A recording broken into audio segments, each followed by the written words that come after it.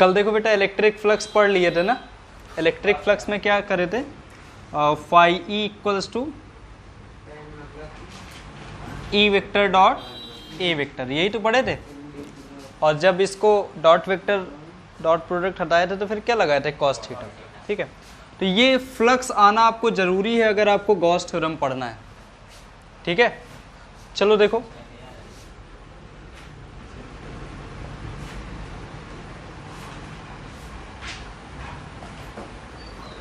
देखो एक सिंपल,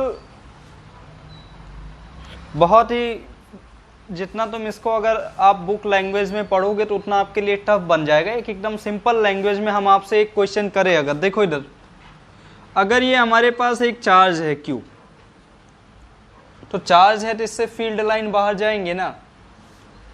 लो electric field positive charge है तो ये फील्ड बाहर जा रही है। थोड़ी देर के लिए माने कि इस पे 10 फील्ड बाहर जा रही हैं। कितनी फील्ड जब बाहर जा रही, 10 फील्ड। इसके चारों तरफ ये सर्किल नहीं है, ये सरफेस है, मतलब फुटबॉल शेप का एक गॉसियन सरफेस, इमेजिनरी, कैसा भी बना लो आप, चाहो तो क्यूबाइड बना लो, आप चाहो तो ऐसा बना लो, स्फेरिकल बना लो। तो इस, अब स्फेयर है तो उसका एरिया होगा, तो लो इसका एरिया भी है ये, आ रही बात समझ में। ये एरिया है तो एरिया वेक्टर किधर की तरफ होगा, बाहर की तरफ, परपेंडिकुलर आउटसाइड, तो एरिया वेक्टर भी इधर ही होगा। स्मॉल एरिया वेक्टर है डीए वेक्टर। तो इन्होंने, गॉस थ्योरम ने एक सिंपल बात बोली, अगर हम यहां पे इसका एरिया ना निकाले, पूरा एरिया निकालें, इस एरिया का फ्लक्स ना निकाले, पूरे सरफेस का फ्लक्स निकालें, मतलब नेट फ्लक्स निकालें, वो किसके बराबर आता है, Q upon epsilon naught. Q क्या है, वो चार्ज जो उसके अंदर है, गॉसियन सरफेस के अंदर है, बाहर कोई चार्ज Q1 Q2 रखा में उसे कोई मतलब नहीं। एप्सिलॉन नॉट कांस्टेंट है, इसकी वैल्यू पता ही है तुम्हें। ठीक है, तो इन्होंने क्या बोला, अगर सिंपल लैंग्वेज में बोला जाए तो net flux due to close Gaussian surface is equals to Q upon epsilon naught, Q inside upon epsilon naught, मतलब चार्ज कौन सा होना चाहिए, अंदर वाला। इसके बाद अगर इसी फ्लक्स को लिखा जाए तो एक नए तरीके से भी, थोड़ा सा एक इंटीग्रल फॉर्म में अगर लिखना चाहें तो हम लिख सकते हैं। देखो जो नेट फ्लक्स होगा वो कैसे करेंगे, ई वेक्टर डॉट डीए वेक्टर। अब भैया देखो डीए रखा है यहां पे, ई वेक्टर डॉट डीए वेक्टर, मतलब स्मॉल एरिया का फ्लक्स नहीं निकालना, हमें कौन सा फ्लक्स निकालना है, पूरा फ्लक्स निकालना है। तो कह दो इंटीग्रेट कर दो, बिल्कुल इंटीग्रेट कर देंगे। लेकिन पूरे का फ्लक्स निकालने के लिए मे भी हम इंटीग्रेट यहां से लेके यहां तक करें, पूरा ना करें। तो पूरा अगर फ्लक्स क्लोज करना है तो ये सिंबल यूज होता है, क्लोज इंटीग्रल, कंप्लीट इंटीग्रेशन। ठीक, तो net flux complete integration of electric field is equals to Q upon epsilon naught. ये इक्वेशन है गॉस थ्योरम की। तो गॉस थ्योरम केवल एक सिंपल बात ये बताते हैं, अगर हमारे पास कोई चार्ज है, उसके चारों तरफ हम कैसा भी एक गॉसियन सरफेस बना लें, अभी कहो नहीं हम ऐसा नहीं बनाएंगे, हम ऐसा बनाएंगे, क्यूबाइडल बनाएंगे। इसको ऑफ करो। चलो देखो जरा यहाँ पे, अगर हमारे पास कोई भी चार्ज Q है तो उस पे हमें नेट फ्लक्स निकालना है। क्या निकालना है, नेट फ्लक्स। नेट फ्लक्स से याद रखना कि number of electric field line passes through that area. तो हमको ये बताओ, एक लोग कह रहे कि नहीं सर इसका स्फेरिकल ले लीजिए गॉसियन सरफेस, दूसरे कह रहे कि नहीं स्फेरिकल ना लीजिए, क्यूबिकल ले लीजिए। अगर इस दोनों के चार्ज सेम है, इधर सुनो, इधर भी चार्ज Q है, इधर भी चार्ज Q है, तो अगर इधर से 10 इलेक्ट्रिक फील्ड लाइन बाहर जा रही हैं टोटल, तो मुझे ये बताओ चार्ज सेम है तो इससे भी कितनी इलेक्ट्रिक फील्ड लाइन बाहर जाएंगी टोटल, 10 ही तो जाएंगी, 10 ही जाएंगी ना। इसका मतलब गॉस थ्योरम गॉसियन सरफेस के स्ट्रक्चर पर डिपेंड नहीं करता। लेकिन बाद में ऐसा ही स्ट्रक्चर लेना कि बाद में जब तुम्हें एरिया निकालना हो तो उसका एरिया निकल पाए, पता चले कुछ कह रहे ठीक है कोई दिक्कत नहीं, लो ये लेंगे हम, बनाओ, हमें कोई दिक्कत नहीं, बाद में जब निकालोगे तो फिर कैसे फाइंड करोगे एरिया? एरिया जब चाहिए होगा तुम्हें, क्योंकि फ्लक्स निकालने के लिए एरिया भी तो चाहिए। बोर्ड में हमेशा एक क्वेश्चन ये पूछा जाता है, अगर हमारे पास चार्ज है ये गॉसियन सरफेस, इससे अगर हम इस गॉसियन सरफेस का रेडियस बढ़ा दें, पहले रेडियस ये था अब रेडियस ज़्यादा हो गया, तो हमसे पूछ रहे हैं कि बताओ फ्लक्स पर क्या इफेक्ट पड़ेगा? नेट फ्लक्स पर कोई इफेक्ट नहीं पड़ेगा। बात समझ में आ रही? अगर छोटे वाले एरिया से भी 10 फील्ड लाइन बाहर जा रही तो बड़े वाले एरिया से भी 10 फील्ड लाइन ही बाहर जाएंगी। बात समझ में आ रही? क्यों? तो ये समझ आए गॉस थ्योरम कहते क्या है। गॉस थ्योरम सिंपल सी बात बताते हैं कि अगर हमारे पास कोई चार्ज है, उस चार्ज के चारों तरफ अगर हम कोई भी एक इमेजिनरी सरफेस बना ले, उस इमेजिनरी सरफेस को क्या बोलते हैं? Gaussian surface. तो उस गॉसियन सरफेस में नेट फ्लक्स अगर निकाला जाए उस गॉसियन सरफेस का, तो वो किसके बराबर आएगा? Q upon epsilon not. जबकि Q क्या है?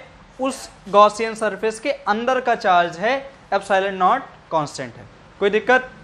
अगर इसको डेफिनेशन में लिखना चाहते हो तो ऐसे लिख सकते हैं, the close surface integral of electric field due to close Gaussian surface is equals to 1 upon epsilon naught times charge enclosed inside the Gaussian surface. ठीक है, फिर एक बार सुन लो, the close surface integral of electric field due to close Gaussian surface is equals to 1 upon epsilon naught times charge enclosed inside the surface। चलो note कर लो ये, कोई दिक्कत है? चलो इसके बाद देखो, गॉस थ्योरम के हमारे पास जो आपके सिलेबस में है 3 एप्लीकेशन है। ठीक है,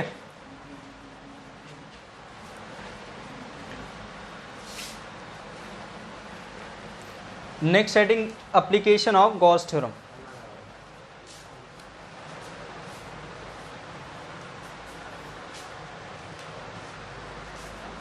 चलो देखो इसके बाद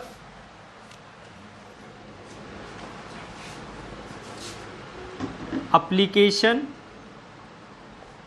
ऑफ गॉस थ्योरम। इसके बाद देखो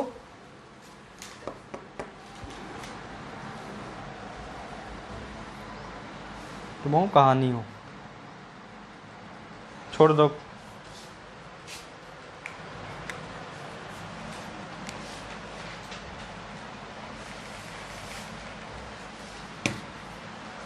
सुनो, एप्लीकेशन ऑफ गॉस थ्योरम में जो बेटा पहला एप्लीकेशन है, कितने एप्लीकेशन तुम्हें पढ़ने हैं? 3। जो पहला एप्लीकेशन पढ़ना है वो क्या है? Derive electric field due to infinite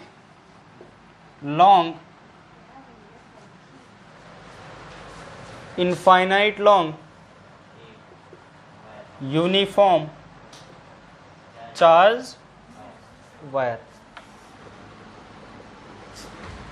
हमारे पास एक infinite long uniform charge wire है, उसकी वजह से हमें क्या फाइंड करना है? Electric field. तो चलो, consider a charge wire infinite length, there is a positive charge plus we take a imaginary Gaussian surface whose shape is cylindrical। उसका शेप कैसा है? कोई दिक्कत?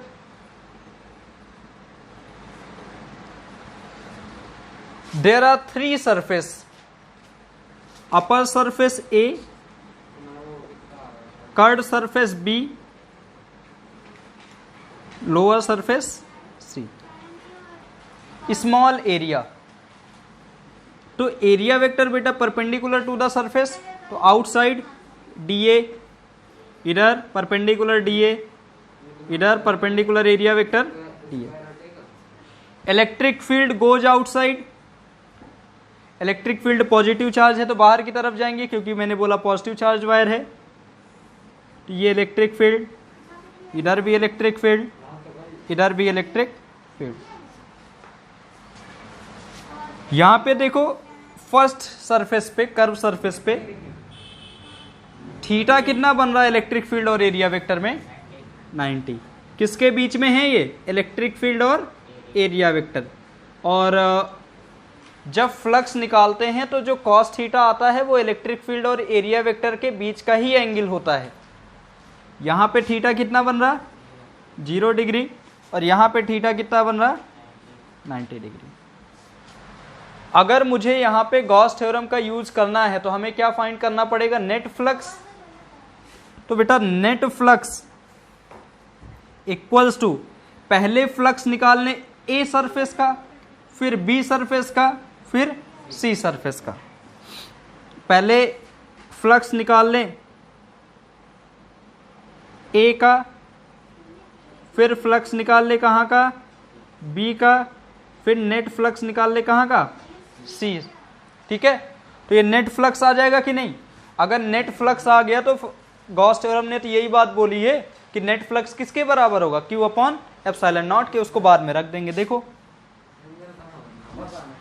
नेट फ्लक्स इक्वल्स टू, इसका फॉर्मूला क्या होगा?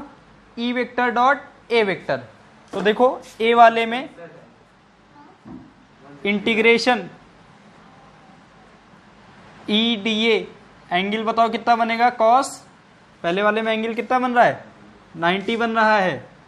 देखो ए वाले में इलेक्ट्रिक फील्ड और एरिया वेक्टर में एंगल कितना बन रहा? 90। फिर इंटीग्रेट कर देंगे EDA cos 0, third C EDA cos 90। कोई दिक्कत? इसके बाद देखो E, ये तो 0 ही हो जाएगा, कोई दिक्कत ही नहीं। cos 90 की वैल्यू 0, कुछ भी मल्टीप्लाई होगा तो 0 हो जाएगा। इसके बाद देखो B में E DA, ठीक है, अभी इंटीग्रेट कर देंगे DA को, cos 0 की वैल्यू बेटा 1। थर्ड वाले में एंगल कितना बन रहा था? 90। अब देखो ये कर्व सरफेस एरिया है, B कौन सा सरफेस था? Curved surface. वो तो स्मॉल एरिया था DA, मुझे इसको पूरा फाइंड करना है, पूरा कर्व सरफेस। तो इसका कर्व सरफेस एरिया कितना होगा? Let suppose this is of radius R, 2 pi R, and that Gaussian surface is of length L, 2 pi R L। तो हमारा जो नेट फ्लक्स आया वो कितना आ गया? E, और इसका area, net area 2 pi R, small है, 2 पाई R L। तो क्या ये नेट फ्लक्स आ गया है? इस नेट फ्लक्स को गॉस थ्योरम में रख सकते हैं। By Gauss theorem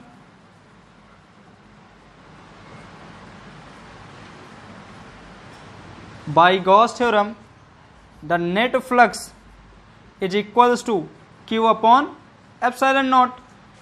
The value of net flux is E 2 pi R L equals to Q upon epsilon naught. What we have to find? We have to find electric field intensity E. The value of E equals to Q upon epsilon naught 2 pi R L.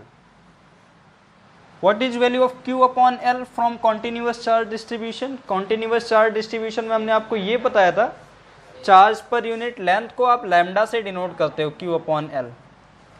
ठीक है, तो E equals to lambda upon 2 pi R epsilon naught. This is only magnitude of electric field. ये केवल क्या आया है? Magnitude of electric field. अगर इसमें डायरेक्शन लगाना है तो E vector equals to lambda upon 2 pi R epsilon naught multiply by या यूनिट वेक्टर N कैप। कोई दिक्कत यहाँ पे? ठीक है, नोट कर लो इसे। स्टार्टिंग में कंसीडरेशन और बाकी चीजें लिख जरूर देंगे, ठीक है, नोट कर।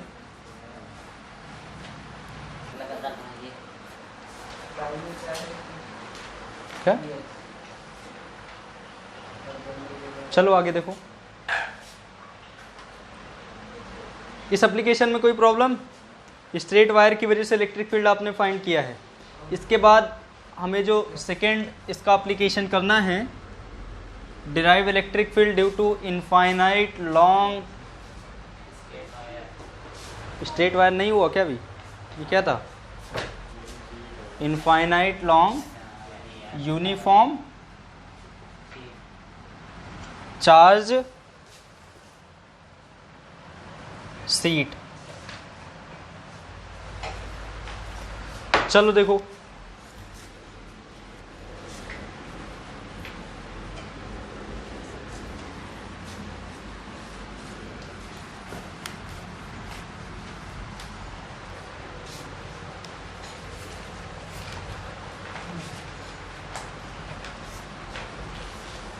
consider a uniform charge sheet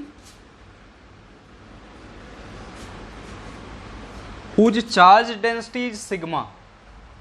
क्योंकि सीट है ना तो चार्ज पर unit area. Let suppose that sheet is positive charge. We take a cylindrical Gaussian surface having three surface A, curved surface B and cylindrical surface C. A small area vector dA which is outside to the surface. Small area vector dA vector outside the surface. Small area vector dA vector outside the surface. This sheet is a positive charge. ये seat कैसी है? Positively charge है। ये seat ऐसे रखी है क्योंकि बना तो नहीं सकते हम, तो ये सीट से परेशान नहीं रहना। ये ऐसे रखी हुई है, ऐसे ऐसे रियलिटी में। उसके अंदर से एक सिलेंडर इधर गॉसियन सरफेस माना गया है ऐसा। और इनफाइनाइट सीट है, इसकी कोई लेंथ नहीं है अभी, ठीक है। इसके बाद देखो, due to positive charge the electric field outside, due to positive charge the electric field outside and due to positive charge the electric field outside, ठीक है। इलेक्ट्रिक फील्ड ऐसे सीट रखी है तो इधर इलेक्ट्रिक फील्ड बाहर की तरफ आएंगी। ये देखो, अगर ऐसे सीट रखी है तो ऐसे आएंगी, ऐसे इधर से देखोगे तो ऐसे बाहर जाएंगी, ठीक है। तो इधर इसको ऑफ करो, पहले करो। चलो देखो आगे, area vector outside, area vector perpendicular outside, area vector perpendicular outside. अगर हमें यहाँ पे नेट फ्लक्स गॉस थ्योरम का यूज करना तो हमें क्या फाइंड करना है? Net flux. तो net flux equals to flux due to first surface, ये वाला, flux due to curved surface and flux due to circular surface, ठीक है, थर्ड वाला। अगर हम नेट फ्लक्स निकालने तो उसे किसके बराबर रख देंगे? गॉस थ्योरम के बराबर रख देंगे। Net flux equals to phi बराबर बेटा कितना है फर्स्ट सरफेस में? देखो एक चीज और, थीटा नहीं लिखा गया। ए सरफेस पे थीटा कितना बन रहा है इलेक्ट्रिक फील्ड और एरिया वेक्टर में? 0 डिग्री। बी पे कितना बन रहा है इलेक्ट्रिक फील्ड और एरिया वेक्टर में? 90। इलेक्ट्रिक फील्ड इधर, एरिया वेक्टर ऊपर। सी में देखो कितना बन रहा, थीटा बराबर 0। कोई दिक्कत? इसके बाद देखो, अगर हमें नेट फ्लक्स निकालना है तो ई डी ए कॉस 0, फ्लक्स का फार्मूला यही तो होता है। लेकिन ये स्मॉल एरिया तो इसको इंटीग्रेट कर देंगे, और कहाँ तक इंटीग्रेट करेंगे? पूरा ए कंप्लीट, ठीक है।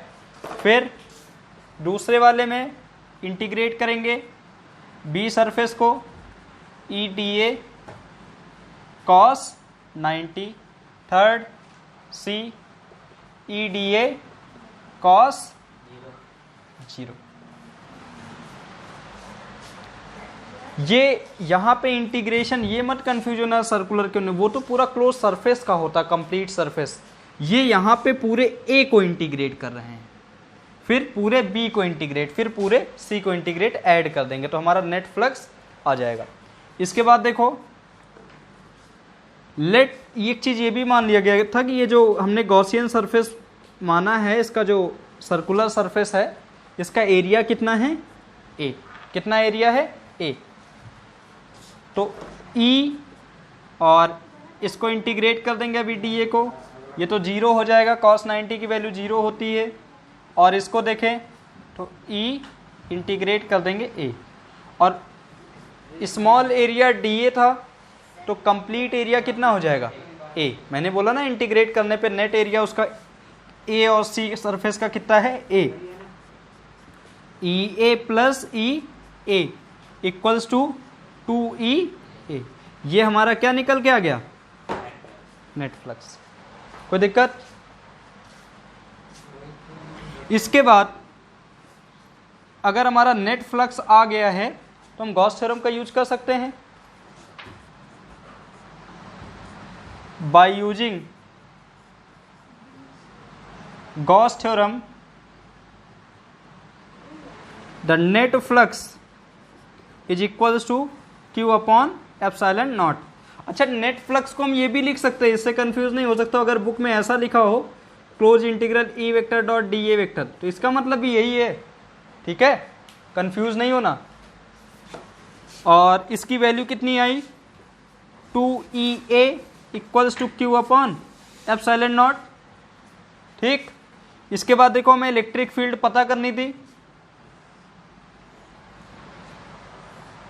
Electric field equals to Q upon 2A epsilon naught. और बेटा Q अपॉन A कितना होगा, चार्ज पर यूनिट एरिया,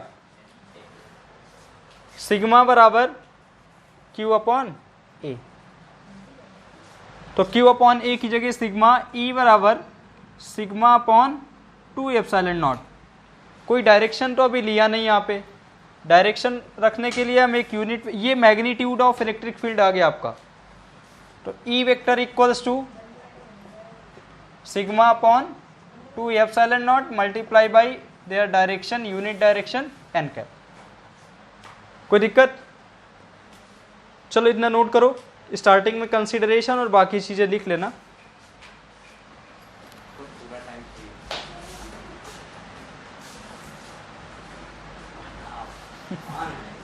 अच्छा,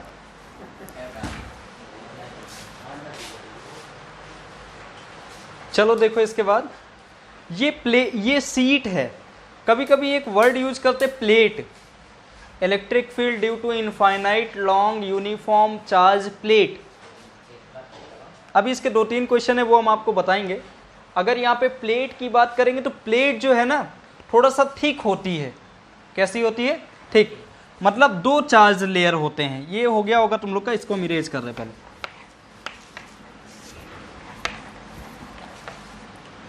सीट काफी थिन होती है तो इस पे 2 चार्ज लेयर नहीं, एक ही चार्ज लेयर होते हैं। जबकि जब हम प्लेट की बात करते हैं तो सीट के कंपैरिजन वो थिक होती है, तो उस पर कितने चार्ज लेयर होंगे?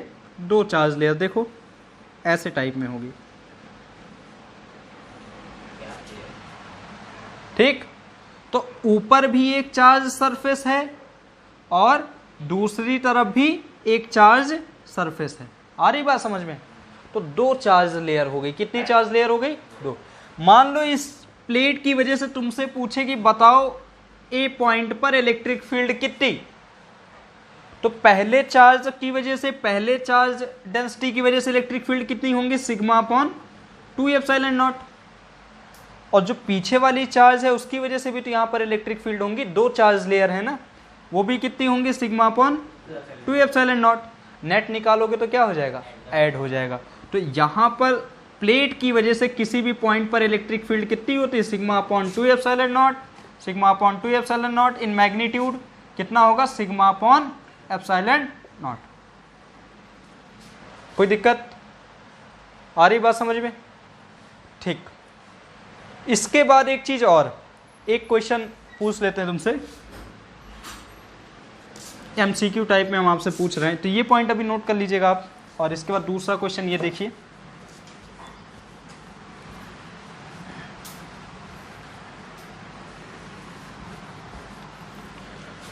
हमारे पास एक चार्ज सीट है, मार्कर नहीं है क्या?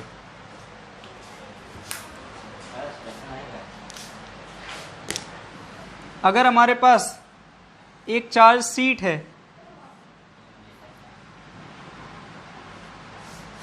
ऑफ करो इसको पहले। देखो इसके बाद अगर हमारे पास एक सीट है, यार इनकी क्वालिटी अच्छी नहीं आ रही क्या आजकल?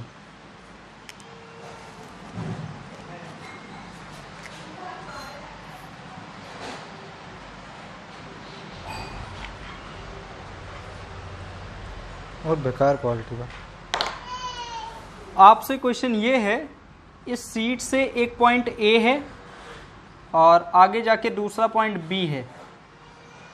ए पे इलेक्ट्रिक फील्ड ई ए है और बी पे इलेक्ट्रिक फील्ड ई बी है। इनफाइनाइट सीट है, चार्ज सीट है। Any charge sheet, charge density sigma. ठीक, आपके पास चार ऑप्शन है। First, E A equals to E B.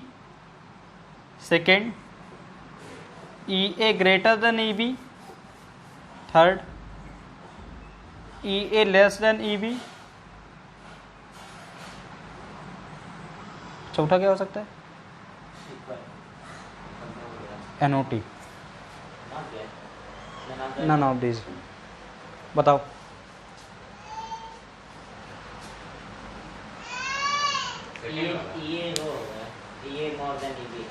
ई ए ज़्यादा होगा ई बी से ना, और कोई रीजन?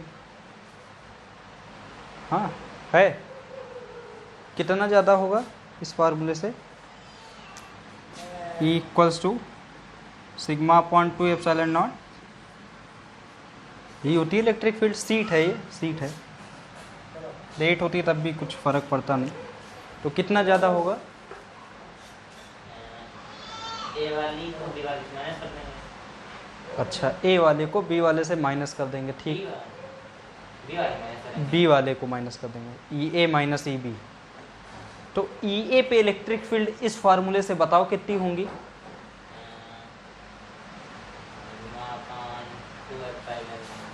चलो ठीक है।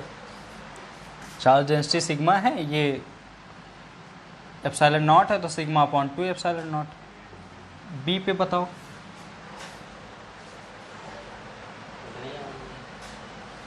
तो नहीं होंगी। अच्छा,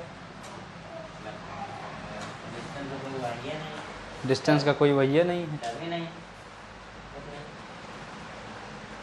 सही है।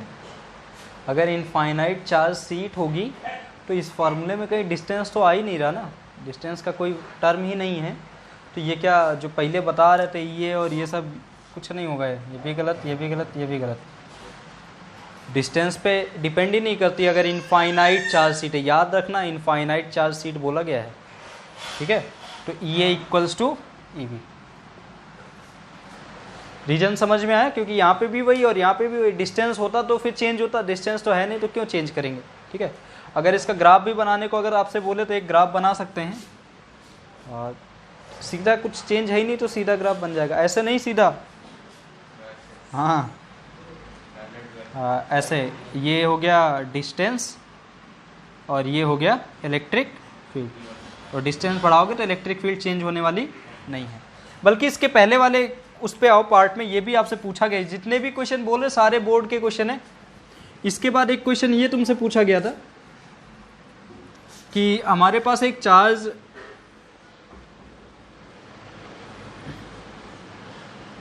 तो इस पे इलेक्ट्रिक फील्ड कितनी आई थी? ई बराबर lambda upon 2 pi R epsilon naught. अभी हम थोड़ा पहले आर डिस्टेंस पे इलेक्ट्रिक फील्ड फाइंड कर रहे थे, R1। फिर हम आगे जाके R2 डिस्टेंस पर फाइंड कर रहे थे। बताओ कम होंगी या ज़्यादा होंगी? इनवर्सली प्रोपोर्शनल दिख रहा ना। Electric field is inversely proportional to 1 upon R. 2 pi epsilon naught तो कांस्टेंट है। Lambda is a charge density which is constant. ठीक है, तो इन पर डिपेंड नहीं, लेकिन यहाँ पर electric field is inversely proportional to R. अगर आपसे बोले इसका ग्राफ बनाओ तो मुझे लगता है कि ऐसा ग्राफ बन जाएगा। ठीक है, इधर कौन हो जाएगा? आर, और इधर कौन हो जाएगा? इलेक्ट्रिक। डिस्टेंस कम है तो ई बहुत ज़्यादा है और जैसे जैसे डिस्टेंस बढ़ रही इलेक्ट्रिक फील्ड की वैल्यू कम होती जा रही। कोई दिक्कत? ये दोनों ग्राफ देख लेना आप। और ये वाला क्वेश्चन भी पूछा गया, ये वाला तो कई बार पूछा गया है, ठीक है, नोट कर लो।